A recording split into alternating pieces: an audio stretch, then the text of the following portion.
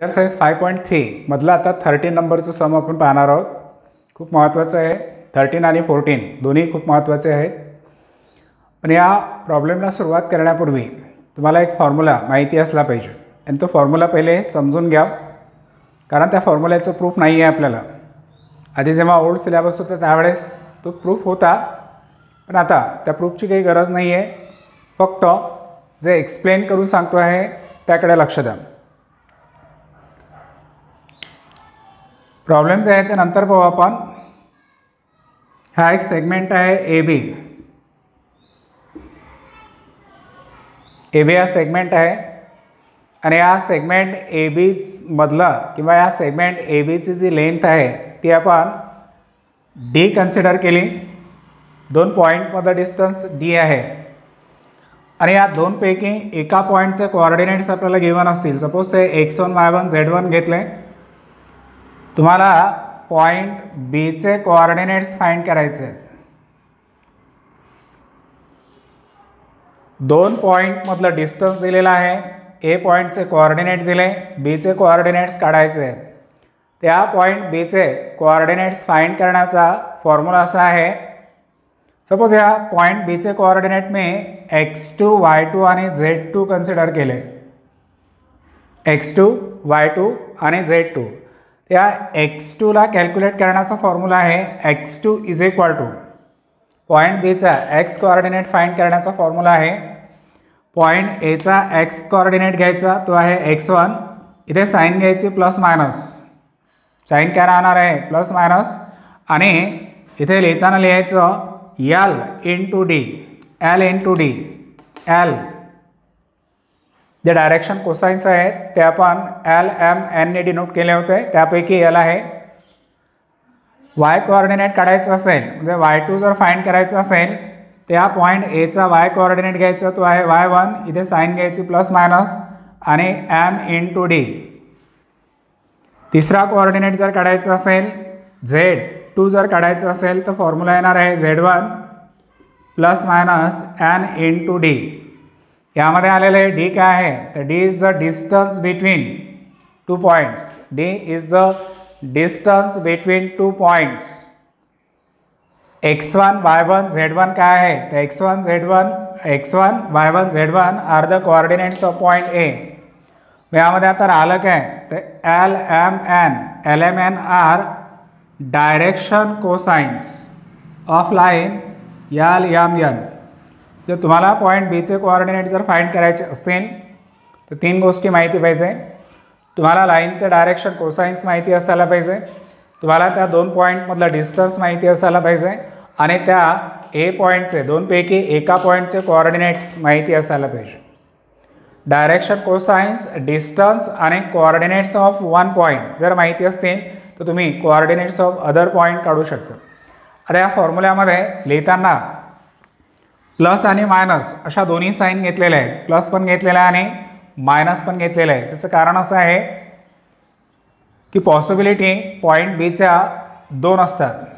हा जो पॉईंट बी आहे ना, हा पॉईंट बी या एच्या राईट साईडला असेल किंवा डी डिस्टन्सवर तो लेफ्ट साईडला सुद्धा असू शकतो. या बाजूला इथे सुद्धा बी पॉईंट असेल आणि हे डिस्टन्स किती राहणार आहे डी. कुठे असू शकतो तो, पण ए पासून डी डिस्टन्सवर असलेला जो पॉईंट आहे ते. म्हणूनच इथे लिहिताना पॉसिबिलिटी 2 लिहिलेल्या आहेत, एक प्लस आणि दुसरी मायनस. एक पॉईंटचे कोऑर्डिनेट इकडच्या बाजूचे असतील तर दुसऱ्या पॉईंटचे कोऑर्डिनेट्स इकडच्या बाजूचे राहणार.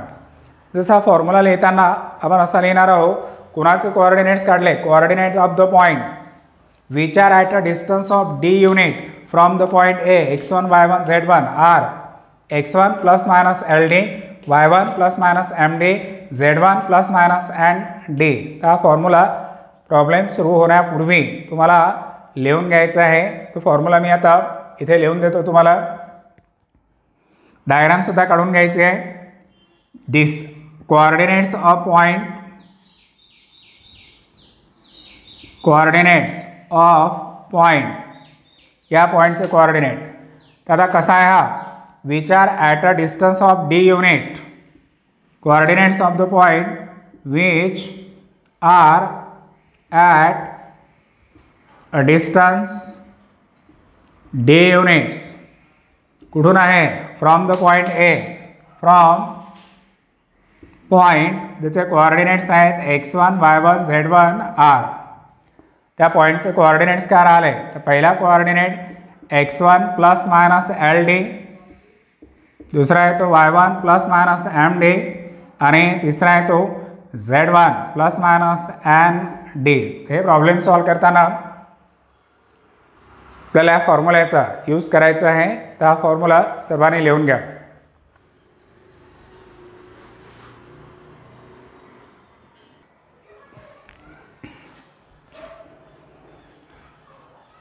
त्या प्रॉब्लेममध्ये काय सांगितलं आहे पाहता.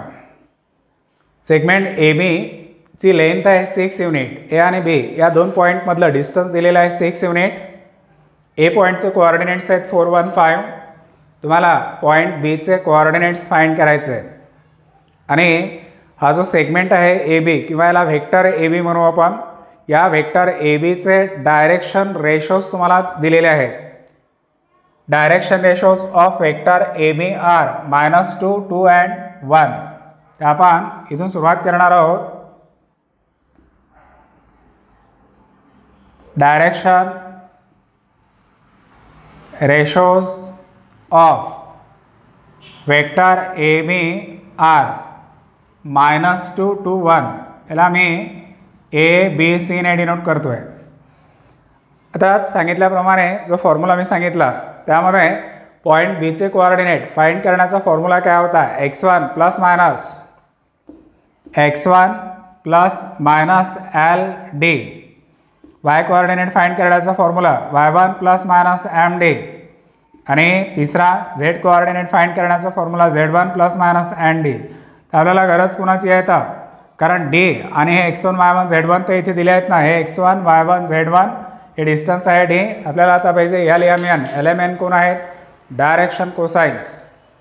आणि आपल्याला काय दिलेले आहेत? Direction ratios.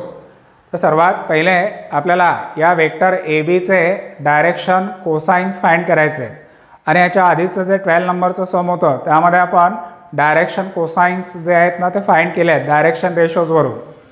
ते जे A B C direction ratios आहेत -2 2 आणि 1, यावरून मी पहिले √a² plus b² plus c² ची व्हॅल्यू काढतोय. √-2² plus 2² plus 1² is equal to √4 plus 4 plus 1 is equal to √9 आणि 9चं स्क्वेअर रूट जर काढलं तर ते येतं 3. Direction cosines of vector A B are DCS of vector A B are. पहिला find करण्याचा फॉर्म्युला आहे L is equal to A upon √a² plus b² plus c². A ची व्हॅल्यू किती आहे? -2 अपॉन 3. दुसरा M is equal to B upon √a² plus b² plus c². B किती आहे? 2 upon 3. आणि तिसरा N is equal to C upon √a² plus b² plus c². 1 upon 3. आपल्याला या वेक्टर ए बीचे डायरेक्शन कोसाइन्स माहिती झाले. याल याम यान यांच्या व्हॅल्यूज माहिती झाल्या. आपल्याला पॉईंट बीचे कोऑर्डिनेट्स फाइंड करायचे आहे. तर तो फॉर्म्युला जो सांगितला होता तो फॉर्म्युला आपण यूज करणार आहोत. हिअर पॉईंट ए चे कोऑर्डिनेट्स आहेत 4 1 5. म्हणजेच हे झाले x1 y1 z1. Length A B म्हणजेच D is equal to distance दिलेला आहे 6 units. L is equal to -2/3. M is equal to 2/3 and N is equal to 1 upon 3. L M N माहिती आहेत, डिस्टन्स डी माहिती आहेत, point एचे coordinates माहिती आहेत, point बीचे कोऑर्डिनेट्स आपल्याला फाइंड करायचे आहेत. तो coordinates of point B are. पहिला कोऑर्डिनेट फाइंड करण्याचा formula x1 plus minus L D. दुसरा y1 plus minus M D. तिसरा z1 plus minus N D. यामध्ये आता सबस्टिट्यूशन्स करा. x1 ची व्हॅल्यू आहे 4, plus minus L is equal to -2/3 into distance आहे 6 हा झाला पहिला. दुसरा येणार आहे y1 ची व्हॅल्यू आहे 1 प्लस मायनस 2/3 इंटू 6 आणि तिसरा येतो आहे z1 ते येणार आहे 5 प्लस मायनस 1/3 इंटू 6. आता यांचं कॅल्क्युलेशन्स करा. या 2 ने या 6ला जर आपण डिवाइड केलं तर इथे येणार 4 आणि साईनची मल्टिप्लिकेशन जर केली तर इथे येणार आहे -4 प्लस 4 यानी 4 मायनस प्लस 4 हा पहिला. दुसरा येणार आहे 1 3 ने याला डिवाइड केलं तर इथे 2 येतील 1 प्लस मायनस 4 आणि तिसरा येतो आहे 5 या 3 ने या 6ला डिवाइड करा 5 प्लस मायनस 2. त्यावरून तुम्ही पॉईंट बीचे 2 कोऑर्डिनेट्स लिहू शकता. पहिले प्लस वरची जी साईन आहे ती घेऊन कॅल्क्युलेशन्स करा 4 minus 4 comma 1 plus 4 comma 5 plus 2 और दुसरा जर घेतला तर येणार 4 प्लस 4 पहिला कोऑर्डिनेट. दुसरा येणार 1 मायनस 4 आणि तिसरा येणार आहे 5 minus 2 5 minus 2. That is coordinates of point B are 0 5 7 और 4 प्लस 4 8 मायनस 3 5 मधून 2 मायनस करा 3 1 मायनस 4 मायनस 3 आणि 8. ते पॉईंट बीचे कोऑर्डिनेट्स काढायला सांगितलं आहे. 2 पॉसिबिलिटीज आहेत. एकतर पॉईंट बीचे कोऑर्डिनेट 0 5 7 असतील किंवा 8 मायनस 3 आणि प्लस 3 राहतील. खूप सिंपल आहे. फक्त तुम्हाला हा फॉर्म्युला माहिती असायला पाहिजे. x1 plus minus LD y1 plus minus MD z1 plus minus ND. त्यांनी आपल्याला यामध्ये डायरेक्शन रेशोज दिले होते. आपल्याला गरज कुणाची होते डायरेक्शन कोसाइन्सची. त्याआधी आपण डायरेक्शन कोसाइन्स काढले फॉर्म्युल्यामध्ये सबस्टिट्यूशन्स केला आणि पॉईंटचे कोऑर्डिनेट्स मिळाले. आता बघू आपण या एक्झरसाइजमधलं शेवटचं प्रॉब्लेम.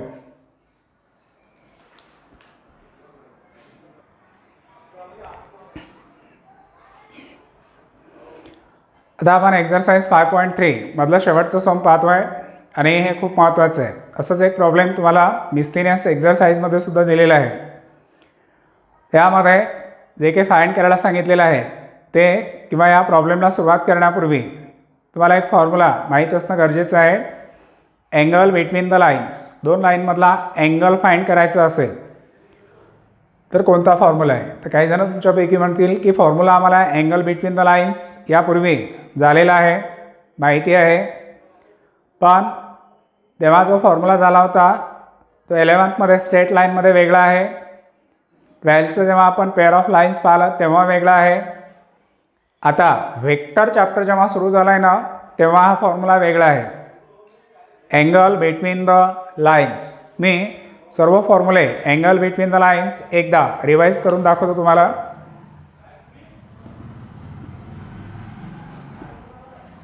अँगल बिटवीन लाईन्स बघा 2 लाईन्स आहेत आणि या 2 लाईनमधला अँगल फाइंड करायचा आहे. हा ॲक्यूट अँगल फाइंड करायचा असेल तर आपण 11th या 2 लाईनमधला अँगल फाइंड केला होता. तेव्हाचा फॉर्म्युला असा होता की ह्या ज्या 2 लाईन्स आहेत यांचे स्लोप M1 आणि M2 जर तुम्हाला माहिती असतील तर तुम्ही अँगल थीटा फाइंड करू शकता. आणि फॉर्म्युला आहे tan theta is equal to mod of M1 minus M2 upon 1 plus M1 into M2. हा एक formula angle between the lines find करण्याचं. दुसरा फॉर्म्युला आपण पेअर ऑफ लाईन्समध्ये पाहिला की 2 लाईन्सचं जेव्हा आपल्याला जॉईंट इक्वेशन दिलेलं असतं आणि त्यांच्यामधला अँगल फाइंड करायचा असेल थीटा. या 2 लाईनचं जॉईंट इक्वेशन असेल ax² plus twice hxy plus by². आपल्याला अँगल फाइंड करायचं आहे. त्या angle between the lines find करण्याचा फॉर्म्युला होता tan theta is equal to mod of twice under root h² minus ab upon a plus b. हा दुसरा formula. या 2 पैकी कोणताच फॉर्म्युला आपल्याला इथे यूज करायचा नाही. Angle between the lines find करण्याचा वेक्टरमधला फॉर्म्युला पहिले समजून घ्या.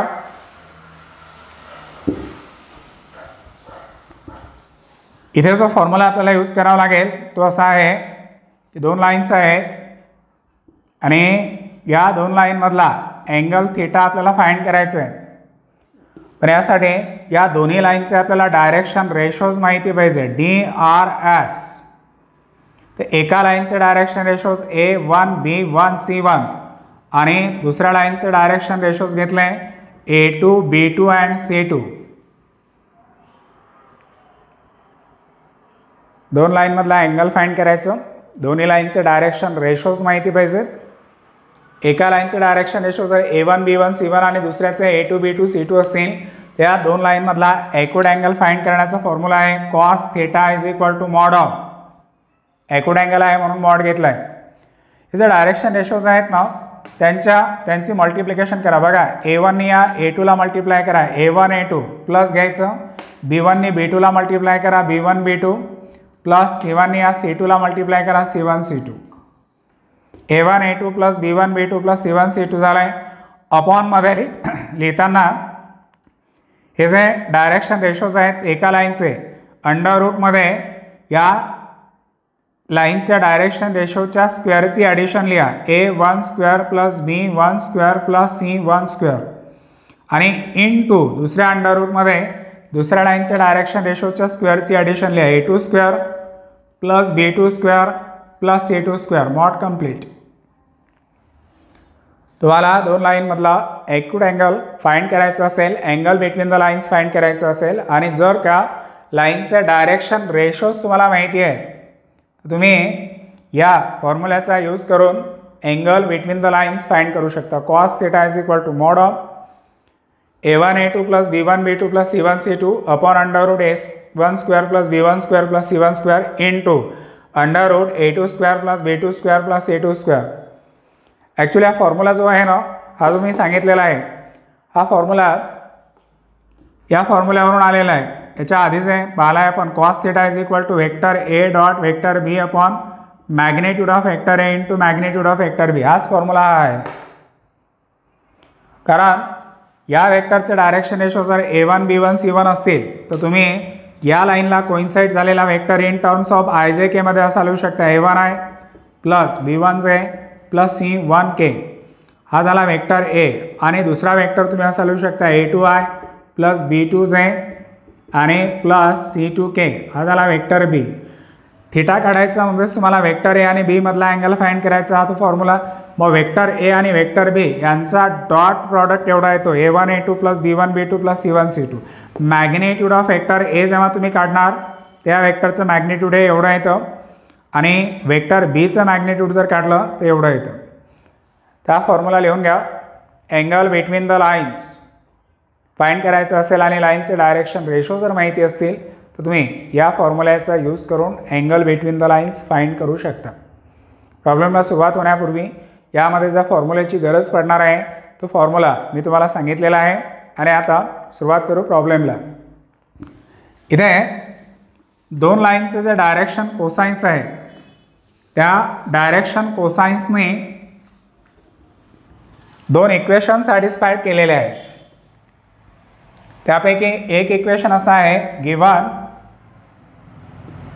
5L plus M plus 3N is equal to 0. Equation number 1. आणि दुसरा आहे 5MN minus twice NL plus 6LM is equal to 0. त्या काही जणांना हे खूप कठीण वाटत असेल. कठीण बिलकुल नाही आहे. फक्त त्याचे कॅल्क्युलेशन्स थोडेसे मोठे आहेत आणि काळजीपूर्वक लक्ष द्यावं लागतं. ज्या दोन लाईन आहेत त्यांचे डायरेक्शन कोसाइन्स LMN आहेत आणि त्यांनी हे दोन इक्वेशन सॅटिस्फाय केलेले आहेत. यावरून आपल्याला त्या दोन लाईनचे पहिले डायरेक्शन रेशोज काढायचे आणि त्या लाईनचे डायरेक्शन रेशोज निघाल्यानंतर मग आपण त्या दोन लाईनमधला काय काढू शकतो अँगल. त्याने तेच काढायला सांगितलं अँगल बिटवीन द लाईन्स. पण angle between the lines find करण्यासाठी आधी लाईनचे डायरेक्शन रेशोज तर माहिती असायला पाहिजे. म्हणून हे जे दोन इक्वेशन्स आहेत ना या दोन इक्वेशन्सवरून आपण लाईनचे डायरेक्शन रेशो पहिले फाइंड करणार. आणि तुम्हाला माहिती आहे डायरेक्शन रेशोची डेफिनेशन जेव्हा सांगितली होती त्यावेळेस सांगितलं होतं की डायरेक्शन रेशोचे 3 नंबर्स आहेत जे डायरेक्शन कोसाइन्सला प्रपोर्शनल आहेत. जे L upon A is equal to M upon B is equal to N upon C. L M N कोण आहे, डायरेक्शन कोसाईन्स, त्यांना प्रपोर्शनल असलेले जे 3 नंबर आहे, हे 3 नंबर आपल्याला माहिती झाले तर ते त्या लाईनचे डायरेक्शन रेशोज राहणार. आणि डायरेक्शन रेशो माहिती झाले की आपण angle between the lines find करू शकतो. तर पहिले आपल्याला हे ए बी सी काढायचे जे या एल एम एनला प्रपोर्शनल आहेत. आणि मग त्यासाठी काय करायचं बा, इथे जे इक्वेशन नंबर 1 आणि 2 आहेत ना, या दोघांपैकी कुणालाही एकाला पहिले एलिमिनेट करा. एक तर एमला एलिमिनेट करा किंवा एनला एलिमिनेट करा किंवा एलला एलिमिनेट करा. एल एम एन यापैकी कुणालाही एलिमिनेट करा.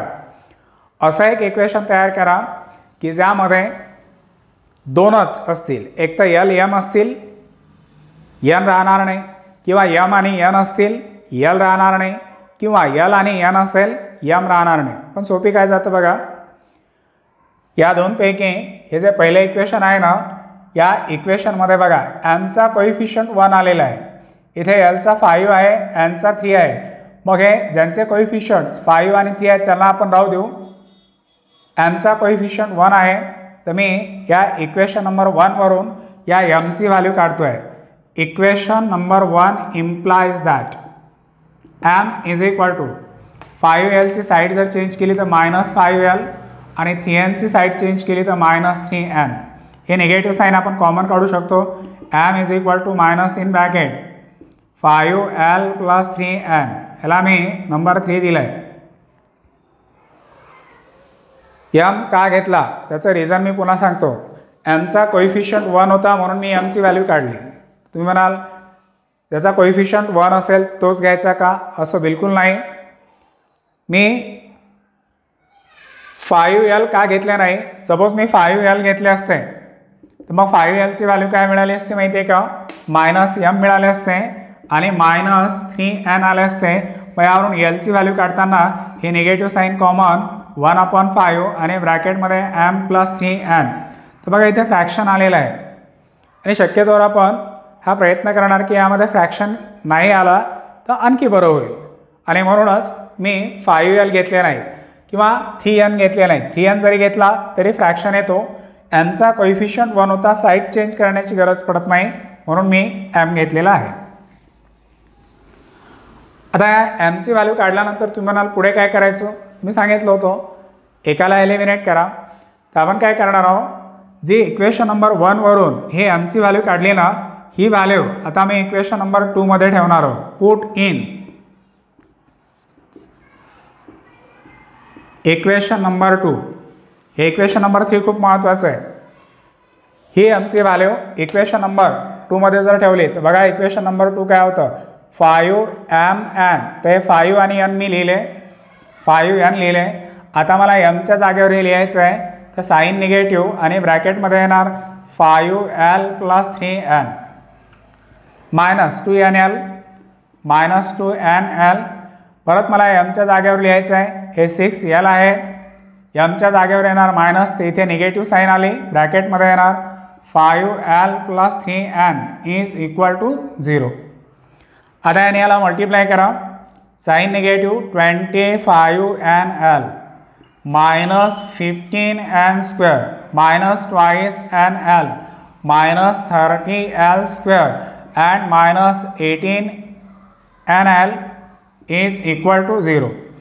तर पहिले मी L² ची टर्म लिहितो आहे -30l². नंतर या तिघांचं कॅल्क्युलेशन NL वाल्या टर्म्सचं कॅल्क्युलेशन्स करतो आहे, ते येतं -45nl किंवा L आधी घेतला, N नंतर घेतला आणि मायनस राहिले 15n² इज इक्वल टू 0. याला आता -15 ने डिवाइड करा. Dividing both sides by -15. Dividing by -15. -15 ने जर डिवाइड केलं तर मायनस साईन प्लस होणार, इथे येतील 2l². त्याच्यानंतर येणार आहे +3 n आणि प्लस येणार आहे n² इज इक्वल टू 0. याला आता याचे फॅक्टर्स फाइंड करा. इथे जे रिलेशन मिळालं आहे मी सांगितलं होतं ना, तिघांपैकी एकाला एलिमिनेट करा, L M N. आता जे इक्वेशन मिळालेलं आहे त्या इक्वेशनमध्ये आपल्याला L आणि N मिळालेले आहेत, हा जो यम आहे ना तो आपण एलिमिनेट केला, कारण यमची व्हॅल्यू आधी काढली होती इक्वेशन नंबर 1 वरून आणि ती व्हॅल्यू इक्वेशन नंबर 2 मध्ये ठेवली.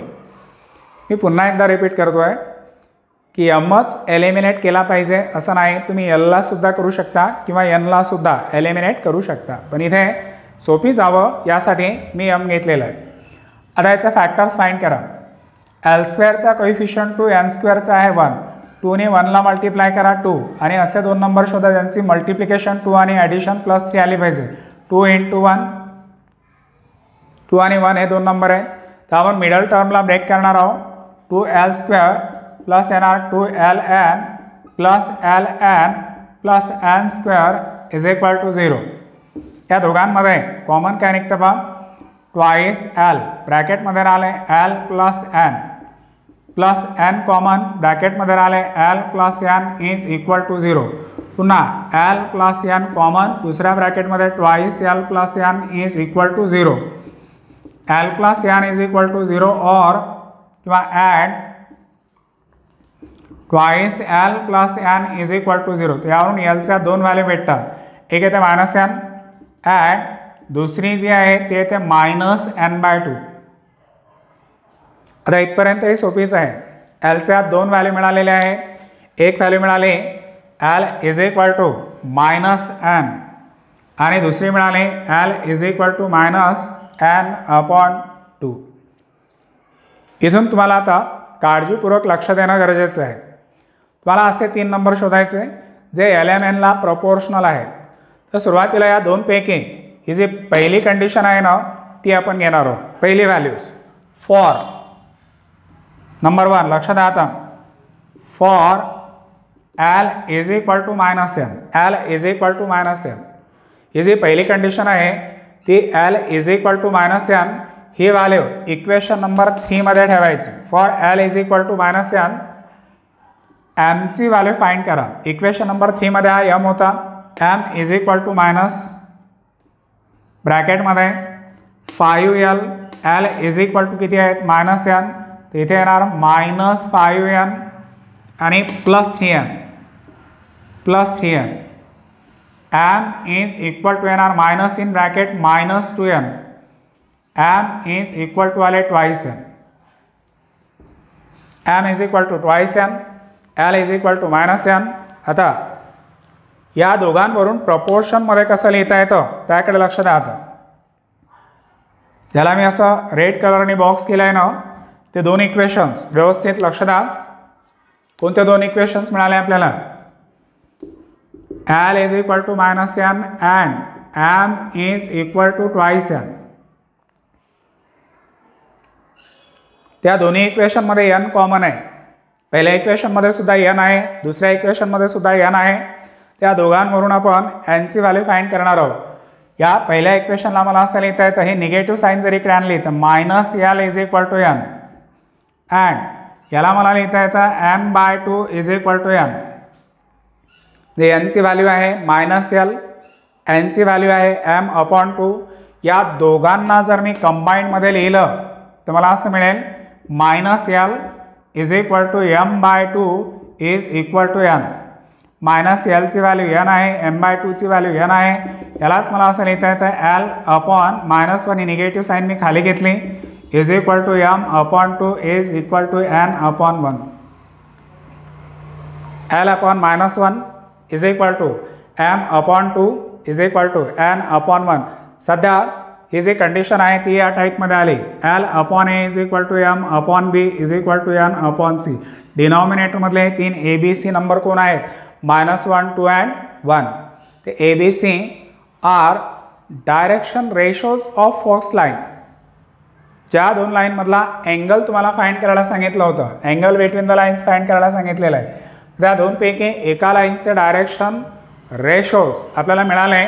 तर मी इथे लिहितो देअरफॉर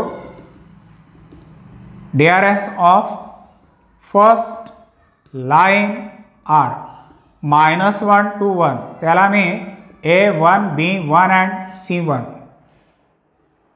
दोनपैकी एका लाईनचे डायरेक्शन रेशोज आपल्याला मिळालेले आहेत. आता दुसऱ्या लाईनचे डायरेक्शन रेशोज काढायचे आणि सेकंड लाईनचे डायरेक्शन रेशो जर काढायचे असतील ना तर आता तुम्हाला या इक्वेशनचा यूज करावा लागेल. L is equal to -n/2. पहिले हे घेतलं, एका लाईनचे डायरेक्शन रेशोज मिळाले. आता हे इक्वेशन घेऊन आपल्याला दुसऱ्या लाईनचे डायरेक्शन रेशोज काढायचे आहे. तर मी पुढे असं लिहितो आहे, number 2 for L is equal to -n/2. एमची व्हॅल्यू किती भेटणार? तर एमची व्हॅल्यू होती मायनस ब्रॅकेटमध्ये होते 5l, तर -n/2 आणि प्लस आहे 3m. या एलच्या जागेवर मी -n/2 लिहिले. यांचं क्रॉस मल्टिप्लिकेशन जर केलं तर m इज इक्वल टू हे मायनस इन ब्रॅकेट 2ने इकडे मल्टिप्लाय करा, -5n + 6n अपॉन 2. 6 मधून 5 मायनस करा, फक्त n/2 राहिले.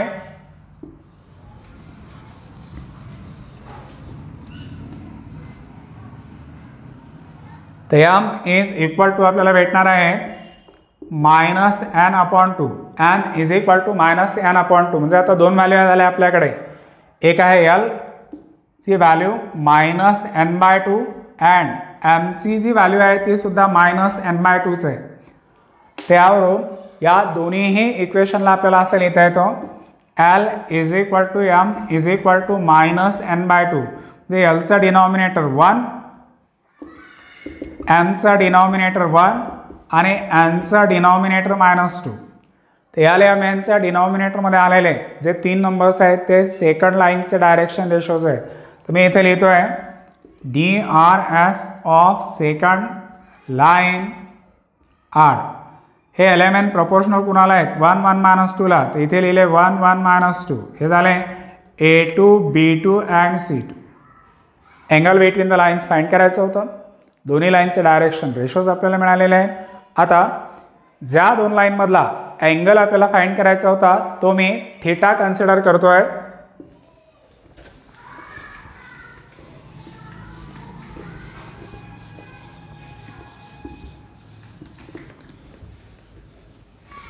Late theta be the angle between lines. Therefore formula सांगितलं होतं cos theta is equal to mod of A1 B1 plus A2 B2 plus A3 B3. हा formula